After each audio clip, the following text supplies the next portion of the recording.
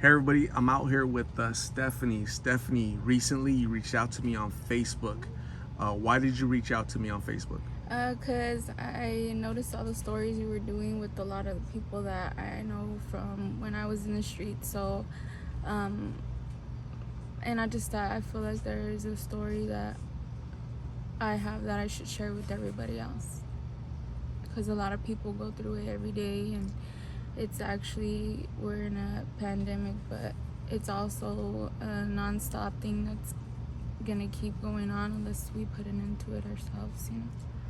So you mentioned to me on Facebook that you knew some of the people that I've interviewed. Is that because you were out in the street with them, running around, doing what they were Yeah. doing, smoking pills and stuff, being homeless? Yeah, I was smoking blues, just, living day by day. I would just, smoke a little bit, sell a little bit, just to keep, my addiction going. Or I would just, go in stores and just steal and just do things out of my, ordinary, because I wasn't raised like that. But when you're on pills, you just, addiction mind, you're capable of anything and everything. You'll do anything to feed that addiction, and it's sad because there's a lot of good people that make bad decisions, but not everybody's a bad person. When did you start smoking pills? I actually started when I was 18. I was smoking actually heroin and the blues. So, I mean, not only I was addicted to blues, but I had another addiction, like I was just on a marathon of just, messing up a beautiful life that I had, because I had a good childhood and everything. I was raised right, but I choose wrong. And why do you think you got started with heroin, with pills? What got you down that path? Just a lot of personal, just family issues I was going through at that time. Just things were hard on my family, and just not only that, I was growing as a person, and I was just rebellious, just didn't want to listen, and I had a good mom and dad that know teach me from right from wrong, and I always choose wrong. I don't know why, but I don't know if it was just a rush of being like rebellious or just me being stupid. And so how many years were you using? Were you addicted? Well, I mean, I've been addicted since I was 18 until recently, in my accident. I've barely been sober 6 months from when I was 18. How old are you now? 25. So for a good 5, 6, 7 years, you've been running out there in the streets, And addicted. I've been doing through anything and everything people could say they've been through in the streets, probably even worse. I've been through so many things, probably like my mom, nobody in my family even knows, or I'd be even hurt to even explain that to them. It's just like being in the streets is just like a lot of people get a rush off of it. A lot of people actually like being in the streets, even though they have good families that are trying to, take them back home and beg them to come home. My mom said she would look for me every day, and now that I'm home, it breaks my heart thinking about it. Like her shoes in the streets and her taking care of my daughter. I have a 3-year-old daughter. She's 3 now. She just turned 3 on May 20th, and giving that, well, not even giving that, leaving her with that, how do you call it? Just leaving her to take care of my slack, because she's my daughter. I should be here taking care of her, but I was out there being stupid, living my life, just, I care about her, and I would buy her things and stuff, but she needed her mom, like she needed me, and I needed my family, but, I don't know why I just didn't listen to them. I really wish I would listen to him. Anybody in the street, I would suggest, just listen to your family. They're taking you, begging you, praying to God for you to come home. Just come home and listen before it's too late, before you overdose, before anything, bad should happen to you. Just listen before it's too late. What were there many dangers for you as a woman out there on the streets? Lots of dangers. Yeah, there's a lot of dangers, you know. There's a lot of sick people, you know, out there, like guys who just pass by or honk at you, or just like they try to pick you up even though you're not flaunting those, or not even in that line of work in the streets, you know. Like, just people don't care out there. It's like, it's hell out in the streets. And how did you overcome your addiction? I actually overcame my addiction because I was in a pedestrian hit and run on November 22nd at midnight. I was crossing the street on 43rd in McDowell, and two Chargers were street racing, a red and green one, and the first one missed me, and the second one actually blew my right kneecap out and broke my tib and fibula, and I almost lost my right leg. I almost got it amputated, and my mom begged the doctors to save my leg, and with the grace of God, I'm here. My leg, I'm walking, you know, learning how to walk all over again. You know, I had 12 surgeries, I was on a ventilator, a month in the hospital, 6 blood transfusions, you know. I just been through a lot, all because of the blues, you know. Like, some people call me dumb, whatever. Oh, she was dumb, she was too fucked up, she was in the street, crossing the street, that was her fault. Yeah, but I was left there, you know, and nobody deserves to be left there like a dog, you know. Everybody's life is beautiful, and everybody's don't deserve to be left there. Person, whether it's a person or a dog, you know, if you hit something, go and check who it is or what it is, you know, because it could have been a kid, it could have been anybody, you know. Like, it just felt like I was worthless when I was hit and left there, you know. So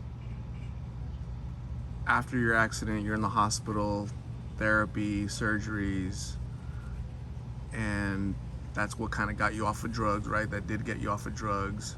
And then you came back home, and now you're a mom, right? You're taking care of your baby, you're recovering. What has been, like, would you say, the biggest lesson that you've learned of your experience, you know, since you were 18, living that lifestyle, being out there in the streets? What's your biggest takeaway from all of that? Don't think that nobody loves you, you know, because there's always somebody out there that loves you, you know. Don't let that little voice in your head tell you nobody loves you, you're dumb. No, there's always time for everything. There's always time to get sober. Don't think nobody loves you, you know. If your parents are out there begging you to come home, you know, like, just take that chance and just go home, you know. Like, don't wait till something worse happens, you know. Like, just go home. It's not worth it being out there in the streets, going through all those casualties out there, and, you know, people are getting shot every day for no reason. People are overdosing every day for bad pills, being, you know, fentanyl pills, and, you know, fake pills will even do that, you know, like, make you overdose, or probably even worse. And don't try and take it to that level and find out the end of that, you know. Just go home.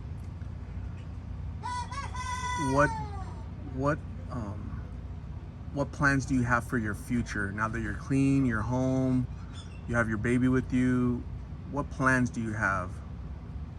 Well, now that I'm, you know, disabled or whatnot, I try not to let that get to me, you know.